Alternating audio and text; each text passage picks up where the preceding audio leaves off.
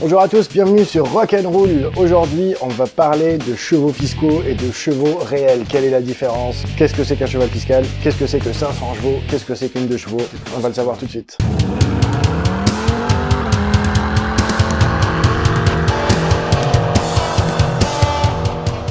Un cheval réel ou un cheval vapeur, ou comme on dit en anglais, horsepower.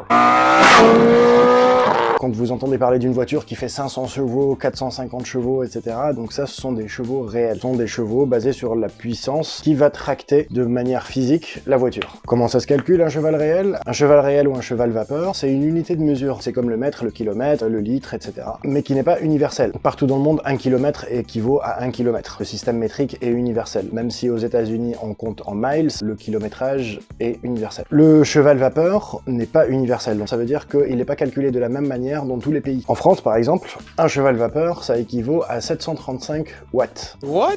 Dans le monde anglo-saxon, c'est un peu plus élevé, c'est autour des 740, etc. Mais globalement, ça reste en dessous de 750 watts. Donc, on fait la conversion à partir de la catégorie P2 qui est sur votre carte grise. La catégorie P2, on l'a en kilowatts. Ce qu'on fait, on va la multiplier par 1000 pour avoir le nombre de watts, donc 90 000 watts, et on la divise par 735, qui est l'équivalent d'un cheval par watt. Et ça nous donne 122 et quelques chevaux. Donc si vous avez sur votre certificat d'immatriculation sur la catégorie P2 écrit 90, ça veut dire que vous avez un peu plus de 122 chevaux. Maintenant vous allez me dire à quoi ça équivaut et comment c'est calculé un watt. C'est pas palpable, qu'est-ce qu'un watt? Dans l'histoire à la création de la machine à vapeur et donc du cheval vapeur, on a fait des conversions pour savoir combien la machine pouvait tirer versus combien un cheval pouvait tirer à lui tout seul. On a estimé, en France en tout cas, qu'un cheval pouvait tirer 73,5 kg, c'est très précis, par mètre et par seconde. 1 mètre par seconde, c'est à peu près 3,6 km par heure. Donc un cheval peut tirer jusqu'à 73,5 kg à une vitesse de 3,6 km/h à peu près. Prenons un exemple tout con. Vous avez une 308, elle pèse 1 tonne, entre 900 et 1100 kg, et vous avez un moteur de 100 chevaux sous le capot. Ça veut dire que vous allez pouvoir tracter jusqu'à 7350 kg avec ce moteur-là. On enlève le poids de la caisse, donc 1 tonne, vous pouvez charger ou tracter jusqu'à plus de 6 tonnes. Encore une fois, c'est de la théorie, ça dépend beaucoup du modèle de la voiture, ça dépend pas que du moteur, bien sûr. Voilà pour le cheval réel, je pense qu'on a fait le tour de la question. C'est parti pour le cheval fiscal. Le cheval fiscal, comme son nom l'indique, il y a fiscalité dedans, donc ça sent les impôts, donc ça pue. Son acronyme c'est CV. On le retrouve en P6 de la carte grise du certificat d'immatriculation. Je vais jamais m'y faire à ça. Le certificat d'immatriculation. Il est principalement fait par les États pour pouvoir payer une taxe au moment de l'immatriculation de la voiture. C'est complètement différent d'un pays à l'autre. Maintenant, il y a des calculs qui sont plus simples d'un pays à l'autre, et en Belgique, par exemple, c'est très simple, c'est par cylindrée. Ils se font pas chier. De 950 à 1150 cm3, c'est 6 chevaux. De 1150 cm3 à 1350 cm3, c'est 7 chevaux, etc. Les centimètres cubes, pour ceux qui ne connaissent pas, c'est le volume d'un moteur. Vous avez des moteurs 1 litre 1, 1 litre 5, 2 litres 5, etc. Donc ça, c'est la taille du moteur en volume. 1 litre égale à 1000 cm3. Donc entre 950 cm3 et 1150 cm3, entre 0,95 litres et 1 litre 150, on a 6 chevaux. Ça c'était hyper chiant, mais c'est pas grave, fallait bien que je le dise.